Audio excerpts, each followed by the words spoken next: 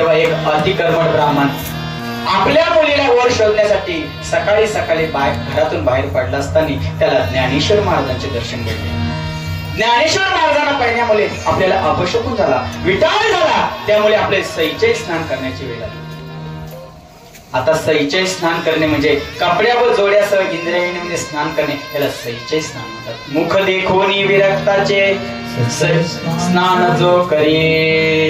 हे ऐकल्यानंतर माझ्या ज्ञानोबाला अतिशय वाईट वाटले, मनाला अतिशय दुःख झाले. माऊली विचार करतात, आपल्याला पाहिल्यानं बिचाऱ्यानं अपशकुन होत असेल, विटाळ होत असेल, सैचे स्नान करण्याची वेळ येत असेल, तर या जगाला आपलं तोंड दाखवू नये. म्हणून ज्ञानेश्वर महाराज आपल्या पर्णकुटीमध्ये आतमध्ये जातात, दरवाजा बंद करून ती आडवी लावून आत बसतात. ज्या विश्वाच्या माऊलीच्या नेत्रातून आनंदाचे अश्रू येणे ऐवजी आज मात्र दुःखाचे अश्रू बाहेर येतात. एक प्रवृत्ती मार्गाने निघालेला माणसादो सप्रसंगाने निवृत्तीच्या मार्गाने प्रवृत्त होते. ही गोष्ट कोणालाही माहिती नव्हती. दुपारची वेळ होती. निवृत्तीनाथ महाराज विचारतात, सोपाना माऊली कुठे आहेत? मुक्ताई माऊली कुठे आहेत? मधु करून आलेले दिसत नाही अजून. तेव्हा सगळीकडे शोधाशोध सुरू झाली. चारी दिशेला पाहिलं, परंतु कुठेही शोध लागत नाही.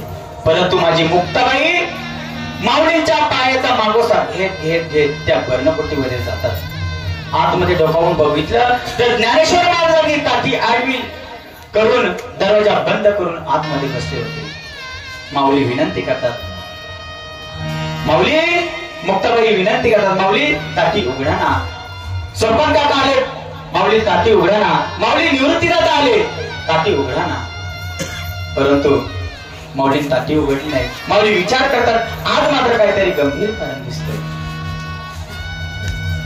सज्जनो, मुक्ताबाईचा जर अधिकार पाहून गेलो तर निलोबाराय वर्णन करतात, मुक्ताबाई नम त्रिभुवन पावनी